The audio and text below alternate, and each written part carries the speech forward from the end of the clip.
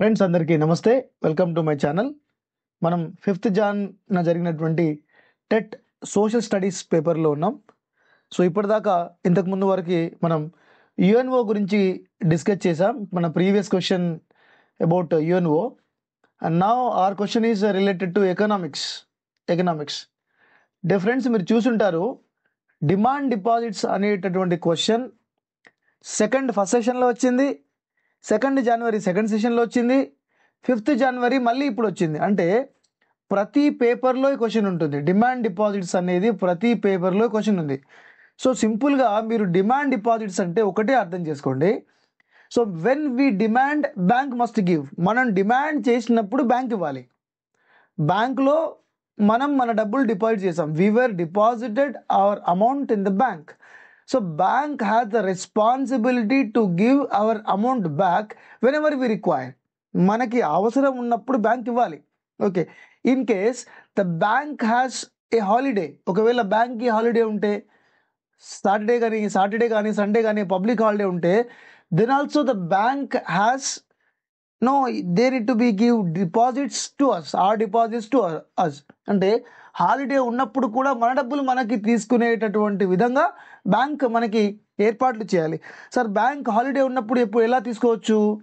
Bank holiday కనుక ఉంటే we can take from ATMs. మనం ఏటీఎంల ద్వారా తీసుకోవచ్చు, ATM. Okay, and we can also మనకి మన డబ్బు తీసుకోవాల్సిన అవసరం లేదు. So that amount need to be transfer to others. మరి వేరే వాళ్ళకు ట్రాన్స్ఫర్ చేయాలంటే ఎలా? Transfer we can do with the NEFT. అంటే చెక్ ద్వారా కూడా చేయొచ్చు. చెక్ త్రూ ద డీడీ కూడా చేయొచ్చు. చెక్ ద్వారా, డీడీ ద్వారా, ఏటీఎం ద్వారా and any other electronic items or any other electronic means. So వేరే ఎలక్ట్రానిక్ ద్వారా కూడా, ఎలక్ట్రానిక్ ట్రాన్సాక్షన్స్ కూడా చేసే విధంగా ఉండాలి. ఓకే, సో దట్స్ వాట్ ఈ డిమాండ్ డిపాజిట్స్ అనేది. సో ఏటీఎం, చెక్, డీడీ ఇవి ఎలా? These are like currency. అంటే అవి మన దగ్గర లేకున్నా కూడా కరెన్సీ ఉన్నట్టే. ATMs are calling as plastic currency. ఏటీఎంని ఏమంటారంటే ప్లాస్టిక్ కరెన్సీ అంటారు.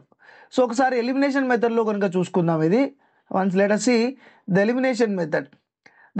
They can only be withdrawn in cash. Not only in cash మాత్రమే కాదు, మనం చెక్ ద్వారా కూడా మనం డ్రా చేసుకోవచ్చు.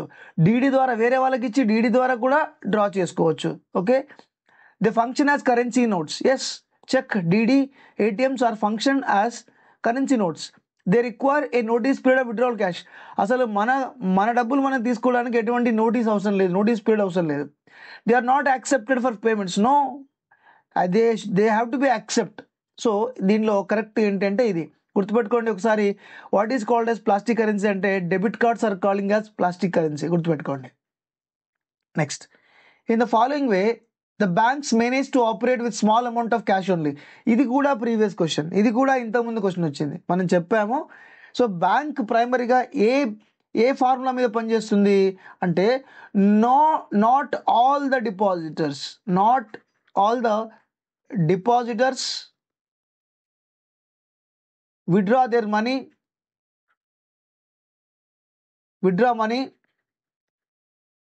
At a time. అంటే బ్యాంకులో ఎవరెవరైతే డిపాజిట్స్ ఇస్తున్నారో ఆ డిపాజిటర్స్ అందరూ కూడా వాళ్ళ మనీని ఒకే రోజు తీసుకోరు. ఇట్ ఈస్ ఇంపాసిబుల్ కదా. సో కాబట్టి కొంతమంది డ్రా చేస్తూ ఉంటారు, కొంతమంది వేస్తూ ఉంటారు బ్యాంకులో. Some of the members they deposits and some of the members they take the deposits. So ఈ స్మాల్ ఫార్ములా మీద బ్యాంక్ పనిచేస్తుంది. ఒకవేళ అందరూ డిపాజిటర్స్ అందరూ కూడా ఒకేసారి దాచిపెట్టుకున్న డబ్బులను తీశారనుకోండి, ఆ బ్యాంక్ కొలాప్స్, ఆ బ్యాంక్ క్రైసిస్లో ఉన్నట్టు. మళ్ళీ అప్పులు తెచ్చుకోవాలి బ్యాంక్ ఆర్బీఐ దగ్గర నుంచి. నెక్స్ట్, సో చూద్దాం ఒకసారి. బ్యాంకులు ఈ కింది విధంగా తమ వద్ద ఉన్న కొద్దిపాటి నగదుతో మాత్రమే పనిచేస్తాయి. Because daily they have 15% of the cash. వాళ్ళ దగ్గర బ్యాంక్ 15% ఆఫ్ క్యాషే పెట్టుకుంటారు. ఓకే, సో దాన్ని మనం ఏమంటామంటే క్యాష్ రిజర్వ్ రేషియో. అప్పుడప్పుడు ఇది 16 కానీ 14 కానీ మారుతూ ఉంటుంది. Present cash reserve ratio of commercial bank అంటే SBI, Punjab National Bank, okay, ఇటువంటి బ్యాంక్స్ ఏవైతే ఇండియాలో బ్యాంక్స్ ఉన్నాయో అవి 15% డిపాజిట్స్ మాత్రమే వాళ్ళ దగ్గర ఉంచుకుంటాయి. ఓకే, సో చూద్దాం. So expecting that only few deposits withdraw in cash in a day చెప్పాను కదా, కొద్ది మంది మాత్రమే క్యాష్ విత్డ్రా చేసుకుంటారు, అందరూ చేసుకోరు కదా. ఆ ఫార్ములా మీదే పనిచేస్తుంది. ఒకవేళ అందరూ విత్డ్రా చేశారనుకోండి, బ్యాంక్ మేనేజర్ అందరిని పిలిపించి మంచిగా కూల్ డ్రింక్లు, సమోసాలు, ఛాయలు తెప్పించి వాళ్ళతో మీటింగ్ పెడతారు. ఏంటి సార్, మా బ్యాంక్లో ఏం ప్రాబ్లం అయింది, మీరు ఎందుకు విత్డ్రా చేసుకుంటున్నారు అని చెప్పి వాళ్ళని సాటిస్ఫై చేసే విధంగా మాట్లాడతారు. సో దీంట్లో మీరు అందరూ కూడా repo rate, reverse repo rate చూసుకోండి ఒకసారి. రెపో రేట్ అండ్ ఇంకోటి ఏంటి, రివర్స్ రెపో రేట్. అంటే రెపో రేట్ ఏంటంటే this is RBI, these are the banks. So banks, RBI gives loans to banks. RBI బ్యాంకులకి లోన్లు ఇస్తుంది. సో దీని మీద ఆర్బీఐ బ్యాంక్కి లోన్ ఇస్తుంది, లేదా banks they take loan from RBI. Okay, banks takes loan from RBI. So దీని మీద వేసేటటువంటి ఇంట్రెస్ట్ని రెపో రేట్ అంటారు. రివర్స్ రెపో రేట్ అంటే ఏంటి, banks deposit their money in RBI. Banks ఏం చేస్తాయంటే వాళ్ళ దగ్గర ఉన్నటువంటి ఎక్స్ట్రా మనీని ఆర్బీఐలో డిపాజిట్ చేస్తుంది. సో దాని మీద వచ్చేటటువంటి ఇంట్రెస్ట్ ఏమంటారంటే రివర్స్ రెపో రేట్ అంటారు. సో ఇది repo rate, reverse repo rate. Repo అంటే ఆర్బీఐ బ్యాంకులకు ఇచ్చుట, లేదా బ్యాంకులు ఆర్బీఐ దగ్గర నుంచి అప్పు తీసుకునుట, షార్ట్ టర్మ్. మరి రివర్స్ రెపో రేట్ అంటే ఏంటి, బ్యాంకులు తన దగ్గర ఉన్నటువంటి డబ్బులని, ఎక్కువగా ఉన్నటువంటి డబ్బులని ఆర్బీఐ దగ్గర దాచిపెడతారు, డిపాజిట్ చేస్తారు. సో దాని మీద ఆర్బీఐ ఇంట్రెస్ట్ ఇస్తుంది. సో దీన్ని repo rate and reverse repo rate అంటారు. నెక్స్ట్, కింది వాటిలో ఒకటి బ్యాంకులకు వచ్చే ప్రధాన ఆదాయ వనరు కాదు. సో బ్యాంకులకు ఏ విధంగా డబ్బులు వస్తాయి అనేది చూడాలి. బ్యాంకులకు ఏ విధంగా డబ్బులు వస్తుంది, డిమాండ్ డ్రాఫ్ట్లను జారీ చేసినందుకు గాను వసూలు చేసే సేవా పన్ను. మనం 1000 రూపాయలు డీడీ తీసామనుకోండి, 1000 రూపాయలు డీడీ తీస్తే మనకి దాని మీద 25 రూపీస్ వాళ్ళు వసూలు చేస్తూ ఉంటారు. సో ఇది కూడా ఇన్కమే, డీడీ, డిమాండ్ డ్రాఫ్ట్ అంటాం. Interest charge on loans and account maintenance fee. అప్పుడప్పుడు ఏటీఎం ఉన్నందుకు 500 రూపాయలు చెక్ ఫీ ఉంటుంది. అదేవిధంగా లోన్ తీసుకుంటే లోన్ మీద ఇంట్రెస్ట్ ఉంటుంది. అంటే ఇది కూడా ఇన్కమే. గవర్నమెంట్ ద్వారా వచ్చే సబ్సిడీస్ కాదు. సబ్సిడీ అంటే ఏంటి, లెస్ ప్రైజెస్, అంటే ఇంకా తక్కువ ఖర్చు కావడం. బట్ ఇది ఇన్కమ్ కాదు, ఇది ఎక్స్పెండిచర్ కింద వస్తుంది, నాట్ ఇన్కమ్. డిపాజిట్లపై రిజర్వ్ బ్యాంక్ ఆఫ్ ఇండియా చెల్లించే వడ్డీయా, ఇంతకుముందు చెప్పాను కదా, దీన్ని మనం ఏమనొచ్చు, రివర్స్ రెపో రేట్ అనొచ్చు.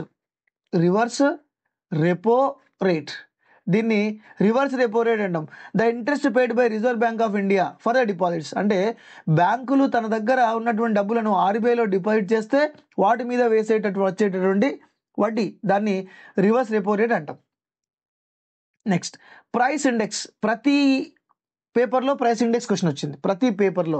అంటే అది హోల్సేల్ ప్రైస్ ఇండెక్స్ కావచ్చు, లేదా కన్జ్యూమర్ ప్రైస్ ఇండెక్స్ కావచ్చు, లేదా ప్రైస్ ఇండెక్స్ కావచ్చు. వీటి మీద ప్రతి పేపర్లో క్వశ్చన్ వచ్చింది. కావాలంటే మీరు అనాలిసిస్ చేయండి మిత్రులారా. పేపర్ని అనాలిసిస్ చేయడం చాలా ఇంపార్టెంట్. గుడ్డిగా చదువుకునుడు, గుడ్డిగా multiple choice question answer practice చేయడం కాదు, పేపర్ని అనాలిసిస్ చేయాలి. అటువంటప్పుడే మీకు ఎక్కడి నుంచి ఎక్కువ క్వశ్చన్స్ వస్తున్నాయి, what kind of questions are asking అనేది అర్థమవుతుంది. నెక్స్ట్, సో ఇక్కడ this type of price index include all goods, both capital and consumer. అంటే క్యాపిటల్ గూడ్స్ ఉంటాయి, కన్జ్యూమర్ గూడ్స్ ఉంటాయి. అంటే మూలధన వస్తువులు ఉంటాయి, వినియోగ వస్తువులు ఉంటాయి. బట్ కన్జ్యూమర్ గూడ్స్లో only, for example consumer price index అంటే ఇందులో ఓన్లీ కన్జ్యూమర్ వినియోగదారులు యూజ్ చేసేటటువంటి వస్తువులు మాత్రమే ఉంటాయి. వినియోగదారులు అంటే only few items are listed in the consumer prices. But in wholesale both. మరి హోల్సేల్లో రెండు ఉంటాయి, ఒకటి క్యాపిటల్ గూడ్స్ ఉంటాయి, తర్వాత కన్జ్యూమర్ గూడ్స్ ఉంటాయి. అంటే దీన్ని తెలుగులో మూలధన వస్తువులు ఉంటాయి, తర్వాత వినియోగదారుల వస్తువులు ఉంటాయి. బట్ కన్సూమర్లో ఓన్లీ వినియోగదారులు ఉపయోగించేటువంటి వస్తువులే ఉంటాయి. అంటే wholesale price index is all, it include all. అంటే ఇండియాలో తయారయ్యేటటువంటి ప్రతి వస్తువు ప్రైస్ ఉంటుంది. Okay, retail price index, market price index ఇది మన బుక్లో లేవు. Next, the role of goldsmith in early currency system was, అంటే కరెన్సీ రాకముందు, అంటే మన దగ్గర కాయిన్స్, సిల్వర్ గోల్డ్ కాయిన్స్ ఉన్నప్పుడు, ఓకే, అండ్ బ్యాంకింగ్ సిస్టమ్ రాకముందు, బ్యాంకింగ్ సిస్టమ్ రాకముందు ఈ స్వర్ణకారులు ఎవరైతే ఉన్నారో హౌసులలో, వీళ్ళు ఏం చేసేవారు, దే యాక్ట్ యాజ్ బ్యాంకర్స్. వాళ్ళు ఏం చేసేవారంటే దే యాక్ట్ యాజ్ బ్యాంకర్స్గా పనిచేసేవారు. ప్రజలు తమ బంగారం మరియు వెండి నాణాలు నిల్వ చేయడానికి ఒక సురక్షితమైన స్థలాన్ని అందించారు. వాళ్ళు ఏం చేశారు, ఫర్ ఎగ్జాంపుల్ ఒక కన్జ్యూమర్ ఉన్నాడు, he wanted to save gold or silver, they go to the gold Smith house and they save. So gold Smith some times వీరికి ఇంట్రెస్ట్ కూడా ఇచ్చేవారు. Okay, some time the gold smiths also acted as a bankers. ఆ తర్వాత వచ్చారు జగత్ సేట్స్, ష్రాఫ్స్, షెట్టీస్, జగత్ సేట్లు, ష్రాఫ్స్, జగత్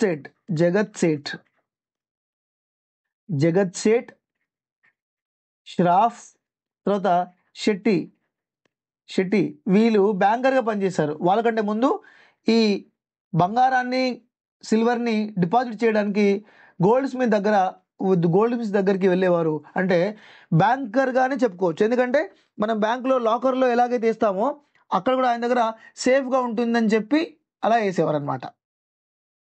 next, basics, ఇది కూడా వచ్చింది, ఒకసారి వచ్చింది, BSBDA, basic saving bank deposit. అసలు బేసిక్ సేవింగ్ బ్యాంక్ డిపాజిట్ అంటే ఏంటి ఒకసారి చూద్దాం. బేసిక్ సేవింగ్ బ్యాంక్ డిపాజిట్ అంటే zero balance or less balance. అంటే జీరో బ్యాలెన్స్ అయినా ఉండొచ్చు, తక్కువ బ్యాలెన్స్ అయినా ఉండదు. అంటే తక్కువ బ్యాలెన్స్ అయినా ఉండొచ్చు, జీరో బ్యాలెన్స్ అయినా ఉండొచ్చు. జీరో బ్యాలెన్స్ ఉంటే డబ్బులు కట్ అవుతాయి, ఫైన్ పడుతుంది అనేది లేదు.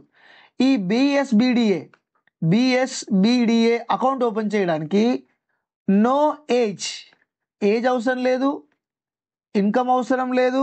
తర్వాత ఇంకోటి, they are not required any amount, అంటే డబ్బులు కూడా అవసరం లేదు, ఇది ఫ్రీ అకౌంట్ అనమాట. సో దీంట్లో 4 times విత్డ్రా చేసుకోవచ్చు, 4 time విత్డ్రాస్, 4 time విత్డ్రా చేసుకోవచ్చు, 4 time విత్డ్రా. ఎక్కడ నుంచి, ఏటీఎం నుంచి. అండ్ ఎలక్ట్రానిక్ ట్రాన్సాక్షన్ కూడా ఉంటుందండి. ఎలక్ట్రానిక్ ట్రాన్సాక్షన్స్ అంటే online banking, net banking, mobile banking, ఇది కూడా ఉంటుంది. అంటే ఎలక్ట్రానిక్ ట్రాన్సాక్షన్స్ ఎందుకు, డిపాజిట్ చేయడానికి, అదేవిధంగా పేమెంట్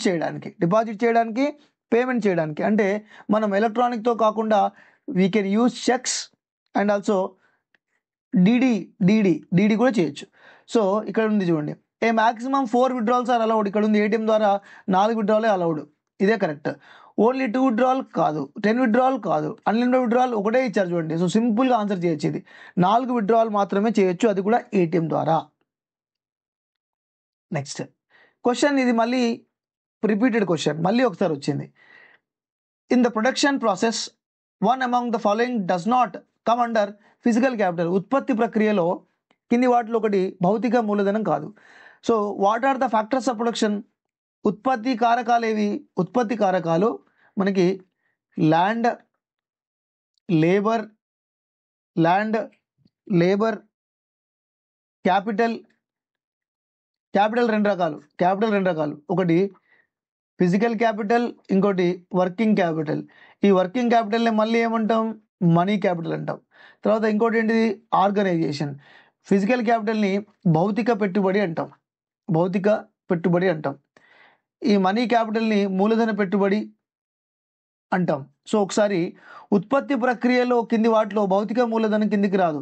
సింపుల్గా చూడండి, నేను మీకు ఇంతకుముందు చెప్పాను, ఇక్కడ రాస్తాను చూడండి. ఫిజికల్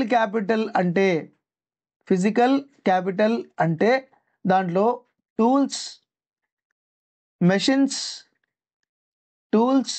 మెషిన్స్ అండ్ బిల్డింగ్స్ ఉంటాయి. ఖతం. ఇది ఒక్కటి గుర్తుపెట్టుకోండి. టూల్స్, మెషిన్, బిల్డింగ్స్ ఉంటే అది ఫిజికల్ క్యాపిటల్. సార్ మరి మనీ క్యాపిటల్ అంటే ఏంటి? Money capital. ఈ మనీ క్యాపిటల్ ఏమంటారు? Working capital. So working capital అంటే రా మెటీరియల్స్. రా మెటీరియల్స్ ఉదాహరణకి మనకి seeds, pesticides, any other raw material, salary to labours, ఇవన్నీ కూడా దేని కిందకి వస్తాయి? మనీ క్యాపిటల్ దగ్గరికి వస్తాయి. సో చూద్దాం ఇప్పుడు.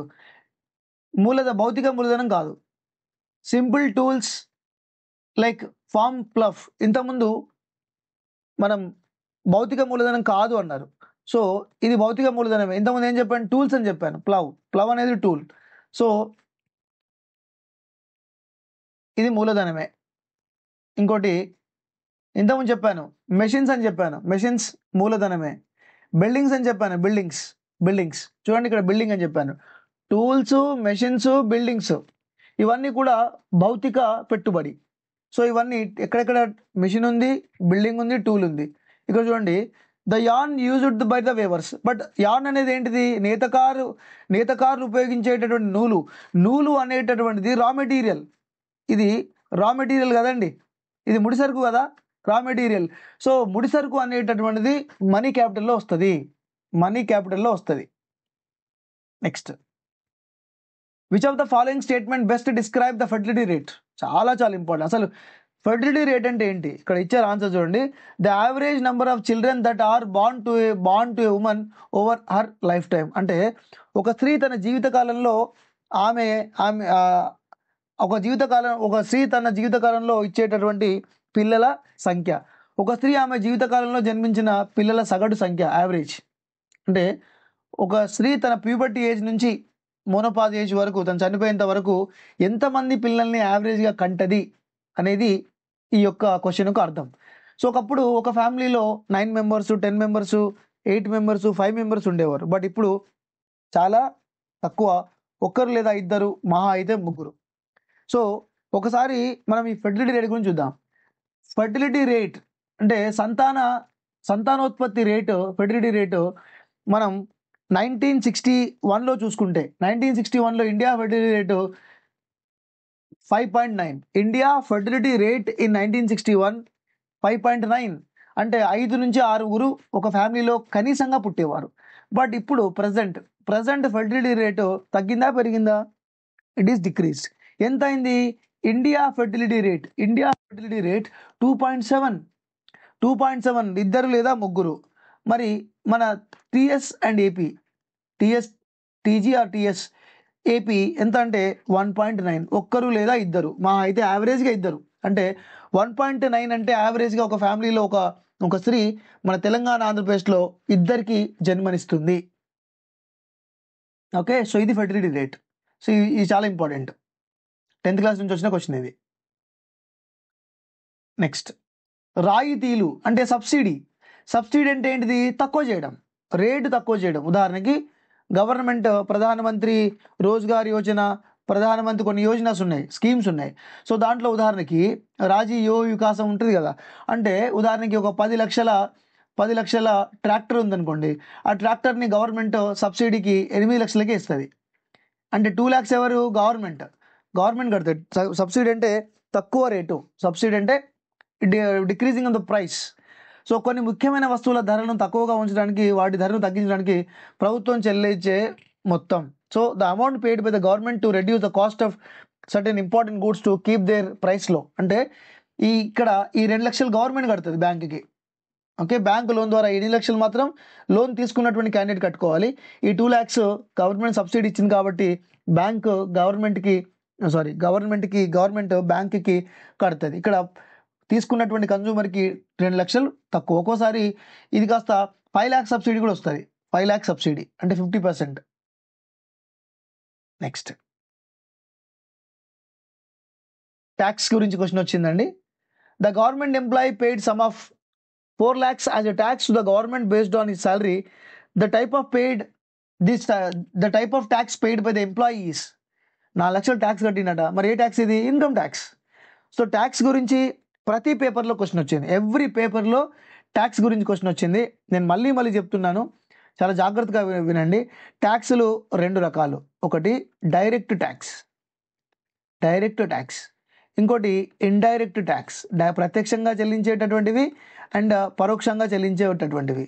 ఒకసారి డైరెక్ట్ ట్యాక్స్లు ఏంటో చూద్దాం. కోడ్ చెప్పాను నేను మీకు, WEPROCO.in అని గుర్తుపెట్టుకోండి. అంటే WE అంటే వెల్త్ ట్యాక్స్, సంపద పన్ను, వెల్త్, ఆదాయంపై. నెక్స్ట్ ప్రాపర్టీ ట్యాక్స్, ప్రాపర్టీ మీద వచ్చే ట్యాక్స్.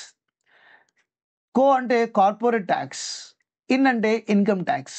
సో ఇన్కమ్ ట్యాక్స్ అనేది డైరెక్ట్గా చెల్లించేటువంటి పన్ను. ఇండైరెక్ట్ ట్యాక్సెస్ చూద్దాం ఒకసారి. ఎక్స్క్యూజ్ మీ అని గుర్తుపెట్టుకోండి. సో ఎక్స్క్యూజ్ మీ అని కనుక గుర్తుపెట్టుకుంటే మనం మళ్ళీ ఇక్కడ దీనికి సపరేట్గా రాద్దాం. ఓకే, ఎక్స్ అంటే ఎక్సైజ్ ట్యాక్స్. ఎక్స్ అంటే ఏంటి? ఎక్సైజ్ ట్యాక్స్ అంటే ఫ్యాక్టరీల నుంచి ఒక ప్రోడక్ట్ బయటికి పోతుందంటే ట్యాక్స్ కట్టాలి.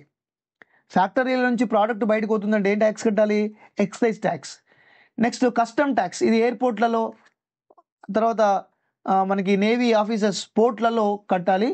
ఇది బయటి దేశాల నుంచి వస్తువులు తీసుకొస్తే కట్టాలి. సూర్యాది మూవీ ఉంది, నేను ఒక్కడే, స్మగ్లింగ్ చేస్తూ ఉంటారు కొన్ని మూవీస్లో. సో అటువంటి దాంట్లో కస్టమ్స్ ట్యాక్స్. బంగారం తెచ్చినా కూడా కొంతమంది మనం చూస్తూ ఉంటాం, రాజీవ్ గాంధీ విమానాశ్రయంలో భారీగా బంగారం పట్టివేత అంటారు. అంటే దుబాయ్లో తక్కువ ఉంటుంది కాబట్టి, ఇక అక్కడ ట్యాక్స్ ఉండదు కాబట్టి అక్కడ ట్యాక్స్, అక్కడ నుంచి బంగారం చాలా తక్కువ తెచ్చి ఇక్కడ అమ్ముతూ ఉంటారు. నెక్స్ట్ ఎస్సీ అంటే సేల్స్ ట్యాక్స్. ఎం అంటే మార్కెట్ ట్యాక్స్. దీన్ని ఇప్పుడు జిఎస్టీ ఆక్యుపై చేసింది. వ్యాట్ కానీ డిఎస్టీ కానీ అంటారు. వ్యాట్ రిప్లేస్డ్ జిఎస్టీ, అంటే జిఎస్టీ రిప్లేస్డ్ వ్యాట్. ఇంతకుముందు వ్యాట్ ఉండే, అది కాస్త ఇప్పుడు జిఎస్టీ అయింది. ఈ అంటే ఎంటర్టైన్మెంట్ ట్యాక్స్. ఖచ్చితంగా క్వశ్చన్ వస్తుంది, గ్యారంటీగా క్వశ్చన్ వస్తుంది, చూసుకోండి. సో ఇదండి ఇప్పటి వరకు మనం సో దీంట్లో ఆదాయ పన్ను. ఓకే, సో నెక్స్ట్ మనకి మెథడాలజీ క్వశ్చన్స్ ఉన్నాయి. అన్నీ అయిపోయిన తర్వాత, ఆల్ పేపర్స్ కంటెంట్ అయిపోయిన తర్వాత డిఎస్సి పేపర్స్, ప్రీవియస్ పేపర్స్ కూడా ఒకరు పంపించారు. థ్యాంక్ యూ శ్రవంతి గారు, I'm really thankful to you. 4 papers పంపించారు. మీ దగ్గర ఎవరి దగ్గర అయినా కూడా మొన్న రాసినటువంటి డిఎస్సి పేపర్ కనుక ఉంటే దయచేసి నా మెయిల్కి పంపించండి. నా మెయిల్ ఐడి నేను ఇంతకుముందు వీడియోలో ఇచ్చాను, మళ్ళీ ఇస్తున్నాను. PDF పంపించండి. Tirupati social@gmail.com Tirupati social@gmail.com. So దయచేసి పంపించండి. ఇంకొంచెం ఎక్స్పీరియన్స్ నేను టెట్లో నాకు తక్కువే ఉన్నాయి, 108 మార్క్స్ ఉన్నాయి. నాకు టీజీటీ వచ్చింది, పీజీటీ వచ్చింది, జేఎల్ గురుకుల సివిక్స్ వచ్చింది, తర్వాత జేఎల్ హిస్టరీ వచ్చింది. సో రీసెంట్గానే హిస్టరీ వచ్చింది. మార్చ్ 20 2025 జనరల్ జేఎల్ వచ్చిందండి. ప్రజెంట్ చెన్నూరు జూనియర్ కాలేజ్లో నేను జేఎల్ హిస్టరీ లెక్చర్గా పనిచేస్తున్నాను. ఇంతకుముందు మైనార్టీలో పీజీటీ సోషల్ స్టడీస్గా, తర్వాత జేఎల్ హిస్టరీగా పనిచేశాను. మైనార్టీ గురుకుల నుంచి నేను జనరల్ గురుకులకు షిఫ్ట్ కావడం జరిగింది. So thank you friends.